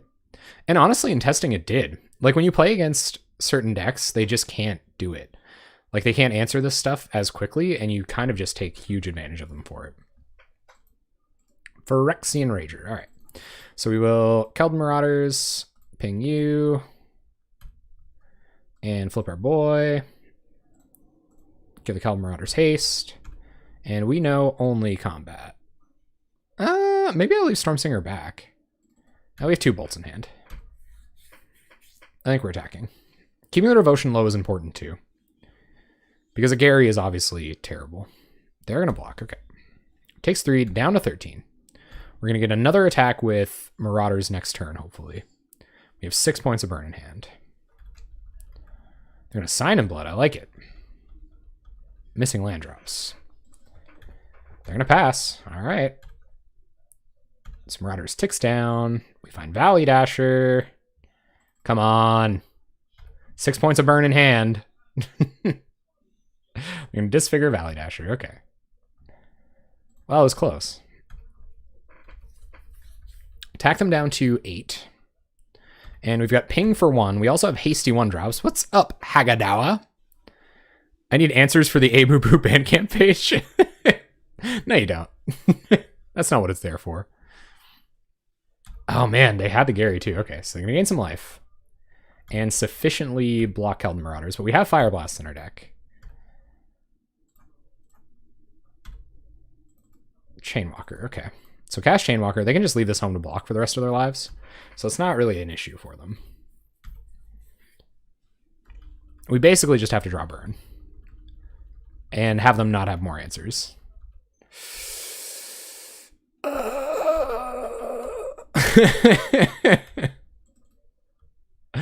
Alright, I guess we're playing against the corrupt form of this deck. How did you find the A Boo Boo Bandcamp page? That's nonsense. But you can ask, I guess. For my ego's sake. We still have 6 points of burn in hand.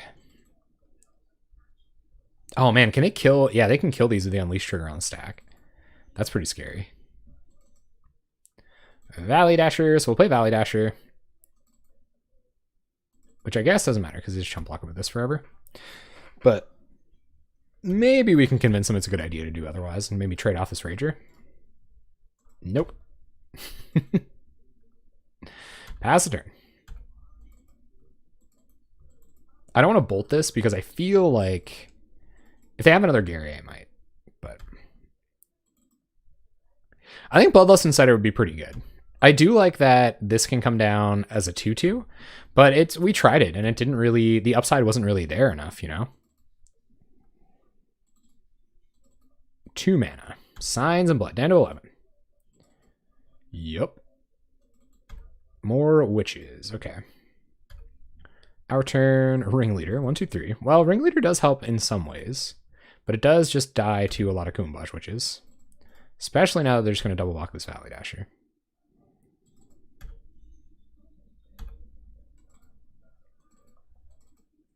And probably not ping anything. They choose not to double block. Okay, so they don't want to get blown out by lightning bolts or...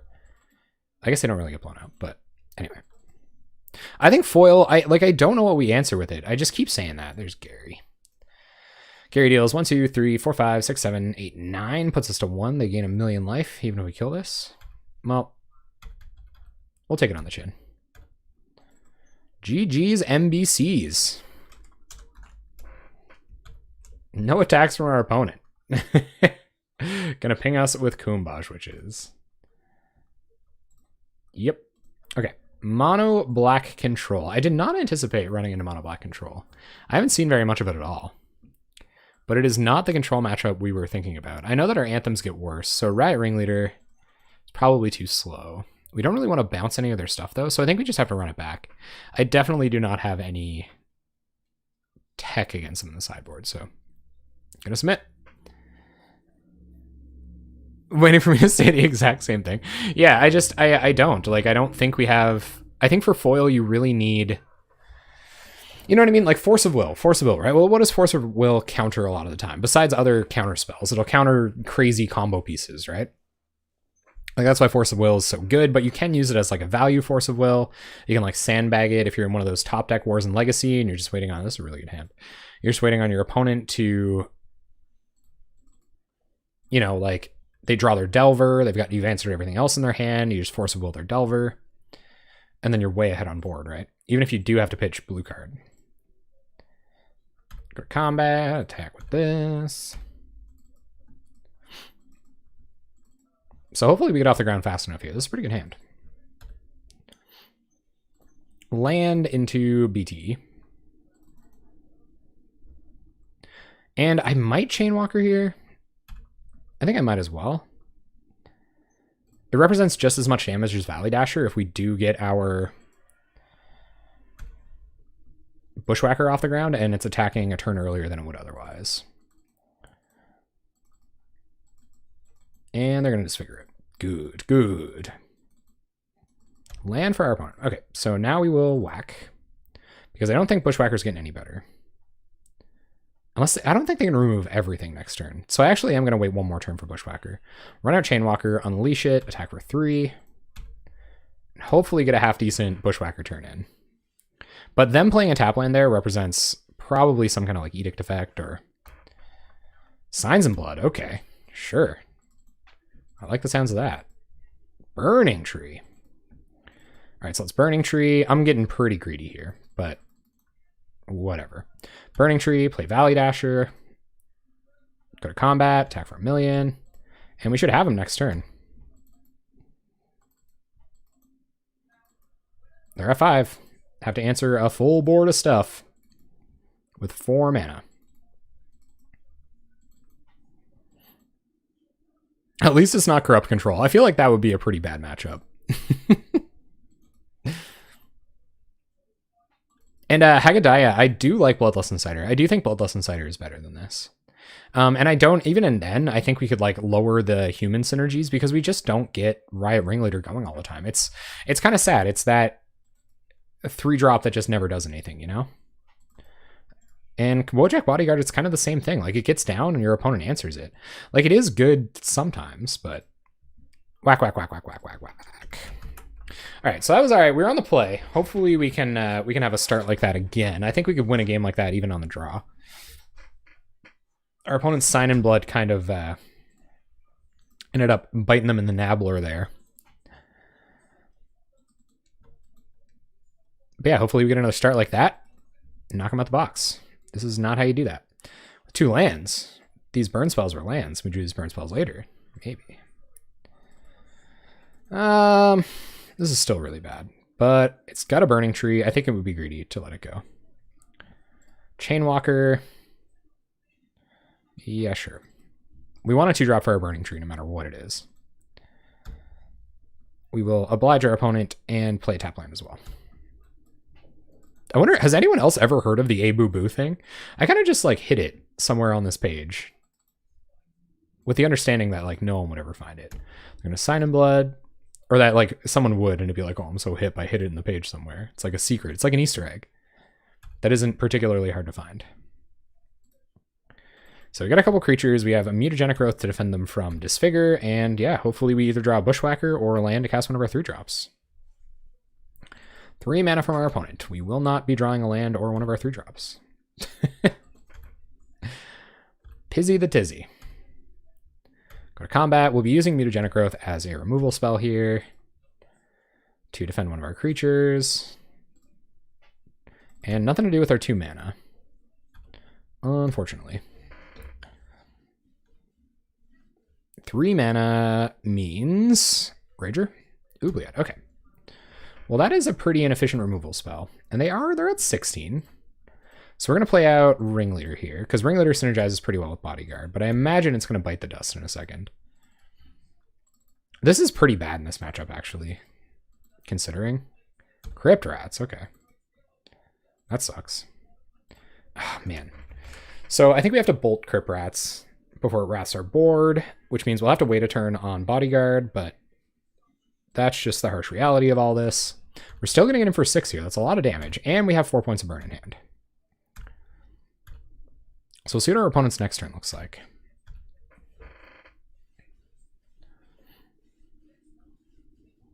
Chainer's Edict. Okay. So we'll lose a 2/2. 1 mana left for our opponent. Ooh, Bushwhacker. Does that do it? So kick a Bushwhacker. Go to combat. Swing for 5. 6, actually. Put our opponent to 2. And I think we got our match, ladies and gentlemen. Boom, boom. GG.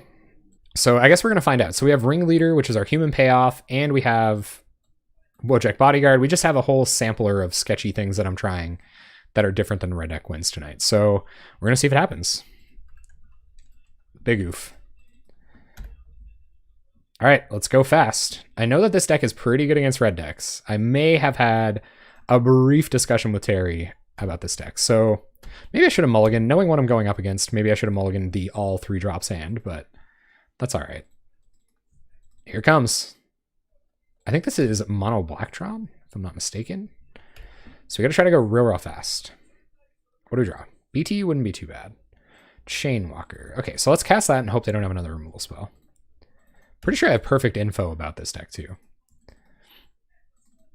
3 mana. What do they got? Chainer's Edict. Okay. Infinite removal. 4 cards in hand though. What do we find? Mountain. All right, so we'll cast Bodyguard here because it will pump Bushwhacker next turn. But I think they're up to enough mana to interact with that. Prophetic Prism. Okay. Fixing the mana a little bit. And next turn, we are going to attack for a lot. Navigator's Compass. Bunch of life gain. I haven't, actually. I do really like Simian Spirit Guides. I have killed a person with Simian Spirit Guide beats before, and I would love to do so again. Let's see what we draw. Marauders. All right, so we have to start attacking with this, so I think I am going to kind of waste a Bushwhacker turn here. And then next turn... Yeah, there isn't really any justification to run out Ringleader. We can start getting value off of it next turn. Well, I guess we can't keep attacking with Bodyguard, though. So I actually am going to take a turn off to play Ringleader here. It seems kind of weird, but it does represent a pretty explosive turn next turn, especially if we draw land. See if they have more disruption. More cantripping artifacts. Not too bad. And almost a Tron. Prophetic Prism. Another Edict there would have been pretty bad. And they are pretty close to just flashing those Edicts back. So we're going to have to kill them real quick here. Land. This is like the only time I'm on 3 mana and I want another land. Oh, all right. All right, so we will Keld Marauders. Ping you. Whack some bushes. Big attack. It would definitely empty my hand faster. Trigger. This is a huge attack. So how much are we attacking for? 5, 9, 14, 17? So are they just dead next turn? Put them to 2?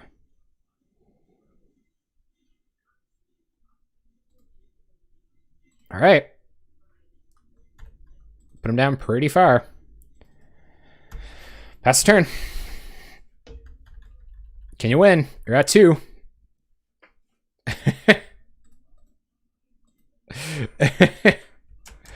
But you drew so many cards. Let's see what this is. 4 mana. Evan Carr's Justice coming down. See, maybe we should have held on to that Mutagenic Growth. Pure Strider. Okay, I think we still got them. So they gain 5. We get to attack with everything again next turn, and we have a ton of damage on board. We got him. Cool. Okay, so we have lots of stuff to help us out in this matchup. We have Hearth Charms. We have Smash to Smithereens. That'll kill any and all of their artifact creatures, and I think that's really all we care about, actually. So Smash is going to be okay here. Hearth Charm kills artifact creatures. And it also anthems our creatures. Maybe Reckless Abandon isn't something we want to be doing. I think taking out Reckless Abandon, our creatures are likely to survive. And Mutagenic Growth, I think, is going to be good here. So I'll take out... maybe the Hearth Charms aren't worth.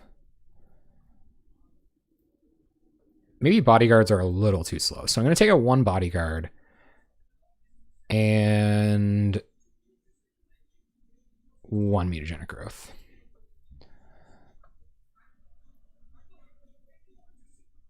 Yeah, if you can drop all your stuff on turn 1 as opposed to turn 2 with Burning Tree Emissary, the upside is pretty high. The Dream Flunge. It was a pretty good flunge. I will admit, I appreciate that flunge. Wait a minute. Isn't flunge a euphemism? This is an okay hand. I'm going to keep this. Smash for the first Prism or some such. Turn comes back. We get a 1 drop down. No anthems in hand yet. Ooh, oh baby. All right, so Storm Singer. Go to combat, attack. Next turn is going to be pretty good. Yep.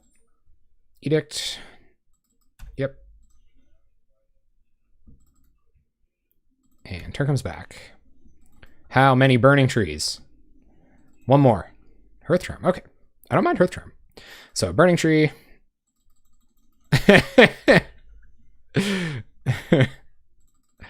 It's better when it's Duddy. Burning Tree, Keld Marauders. And we're representing a lot of damage. We have an Anthem in hand. I might be able to smash something here. Prophetic Prism. I will smash that. Although it might not be time. They might play a creature. I'm not really sure. Are they getting stuck on lands?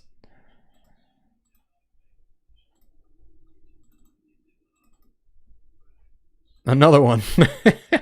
They just scooped the match. What? I'm in a new province and I just finished up a league with mono red humans. We did end up taking some people out with incredibly fast starts, but ultimately I think Wojak Bodyguard is just a little bit too slow. If you play a 3-drop in the format, it has to be something crazy like Elephant Guide, or you have to be a really slow deck like something like Tron that plays Seagate Oracles and things like that, or Blue-Black Control that has Seagate Oracles and stuff like that. When we got Riot Ringleader down to kind of anthem our humans a few times, our opponents would just kill it before we had the chance to anthem anything, or they had dealt with so many of our creatures or could block so many of our creatures that antheming them by turn 4 didn't really matter. The burn spells were great. Reckless Abandon never got countered, so that's a plus side. I'll definitely take the 2-3. Unfortunately, our last round opponent, we saw that they didn't hit their land drops in their last match, and we had the Burning Tree draw. So I think we got lucky on our wins. This is definitely not better than red deck wins, but I can't wait to see if more humans get spoiled. Maybe we can do something with them. So anyway, that was Red Humans. Thank you very much for watching out on YouTube, and thank you so much for sticking around for the whole stream here on Twitch. I really appreciate it, guys. Have an awesome night. So we'll see if we can get the elusive 50-50 win percentage here in the bonus rounds. We have 3 mana and we have a Wojak Bodyguard in hand. Let's see if Bodyguard holds up to it. Let's see if we get the Swiftwater Cliffs. See if we get that elusive 50-50 win record. No 1-drop isn't a great start against Swiftwater Cliffs. So is this going to be one of those blue-red control decks that I was hoping to target? It might be. 2 mana. Mog War Marshal. Oh my goodness, this is Goblin Storm? Guys, we're going to get Goblin Stormed, and it's going to hurt so good. Burning Tree. And Keldon Marauders, and then we'll get down Riot Ringleader. Next turn. No problem, The Unseen. Glad to have you. Welcome. Hey, it's my pleasure. It's what I like doing. Thank you guys. I appreciate that. You're giving me lots of props. Humans versus goblins. The classic. We were just talking about how good goblins are. I know this Goblin Storm deck is actually kind of insane. I've seen it pop off a few times. They really don't need that many creatures against uninteractive decks to really kind of explode. Kobolds? Oh my god. Oh my god. What? What is this?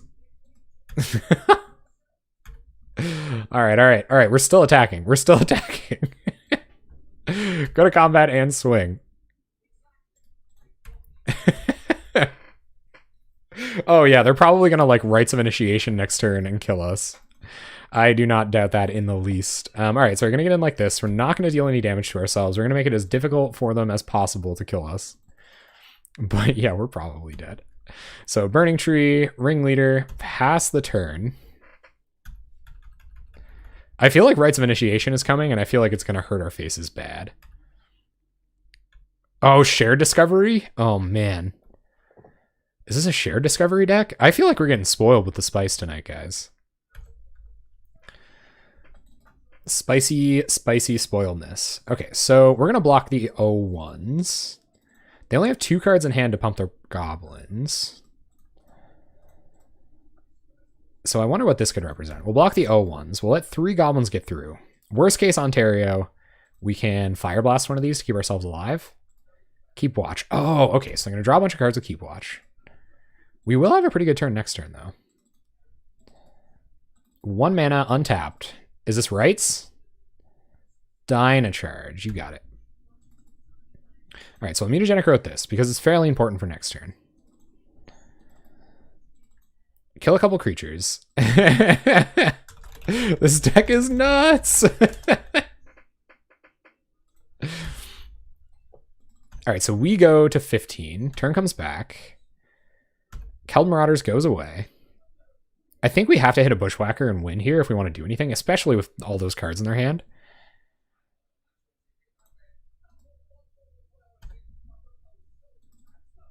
Oh, we got a Bolt. Okay. So we're going to go to combat. We're going to attack for 9. We have 7 points of burn in hand.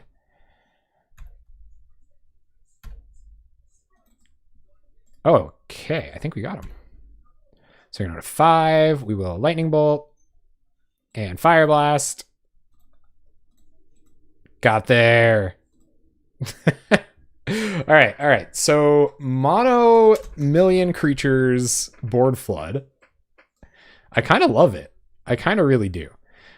So we're going to go ahead and bring in Electriceries, but I don't think we want gut shots. Breadlord, firing us over a message. We'll be able to check that in just a moment, my guy, and looking forward to it. So we'll take out our Reckless Abandons. Actually, I think Mutagenic Growths come out. We might get into a fight in combat, but I think I'd rather have Mutagenic Growth out. And we'll maybe we want to bring in Dead and Gone. It's instant speed removal. And then again, so is Gutshot, and Gutshot can go face.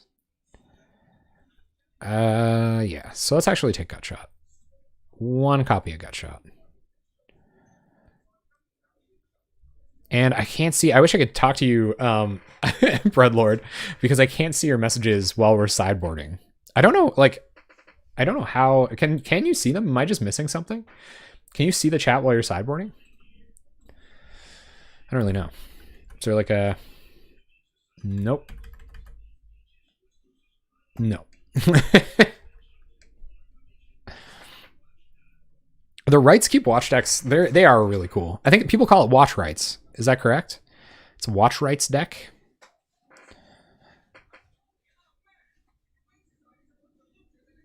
Red deck wins is the worst aggro deck to take because it can lose to itself, but after a few games of testing with Rite of Flame, in the end you finish with missing 1 card to kill your opponent. Bolt, Bushwhacker, anything. Ah! That's amazing. Yeah, it does. It feels good to, like, you know, when you get it. When you get that card you were looking for. You know what I mean? Like that. I don't know. That is an amazing moment. I do appreciate that. So I don't know what Breadlord's doing, but I can't read their messages. So if you're popping back in to see what's on the go on our end, I haven't read your messages, Breadlord. I'm waiting for you patiently to complete your sideboarding, and hopefully we'll go to game 2. And if anybody knows that I'm just messing up with Moto here and I can actually see the chat, please let me know.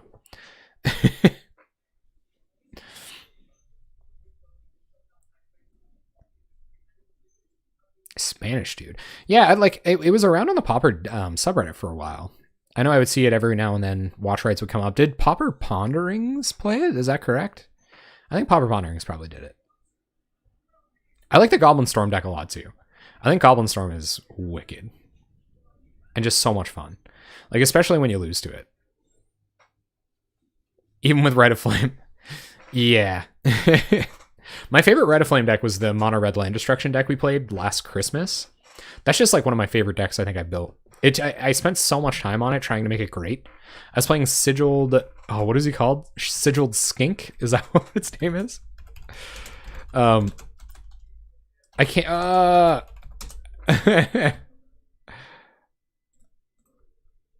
I submitted... Oh, it was probably just Moto trolling. All right, we have to mulligan. No lands. A land. Mulligan. Okay, we can keep this. This is a hand. Slash the mana base? Yeah.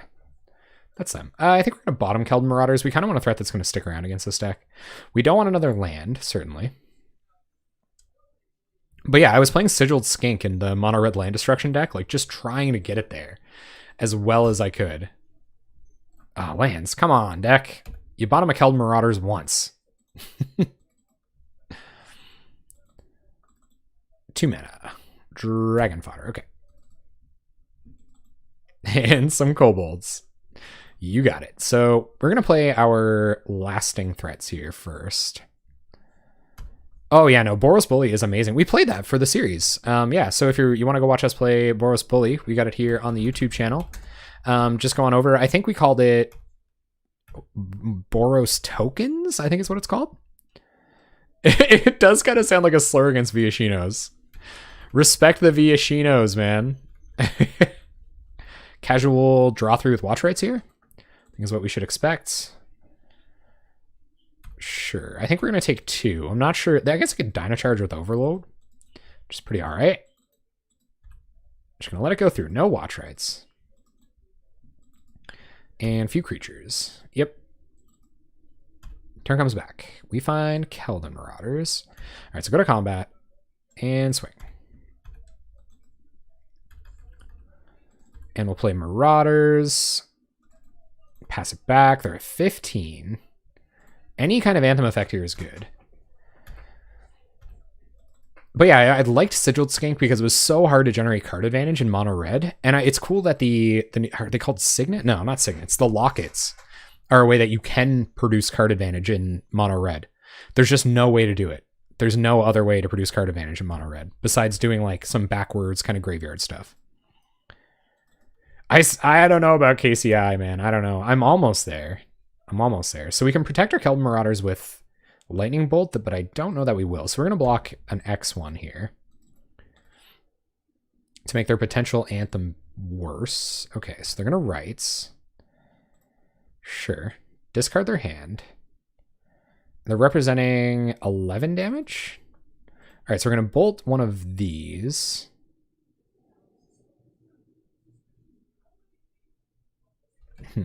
I wonder if we even should bolt. So 1, 2, 3, 4, 5, 6, 7, 8, 9, 10, 11 damage. So we'll go to 7. We'll crack back for 1, 2, 3, 4, 5, 6, 7, 8. Put them down to 6. I don't even think we kill anything here. Because we can play Keldon Marauders and represent Lightning Bolt next turn, and they have no cards in hand. Oh, we're not attacking with Keldon Marauders. Yeah, okay. So maybe I should have killed something there. But we'll see. Turn comes back. Find Bodyguard. All right, so go to combat, attack with their stuff. They could find Dynacharge off the top, and that would be it. I'd kind of like to try an Eggs deck. I think that could be fun. I think it could be cool. All right, let's see if they found an Anthem. We went shields down. Did they find Dynacharge? Can they Dynacharge? We're at 4. And blockers. Okay. So land. If we attack with everything, we're representing lethal, so they have to block some stuff.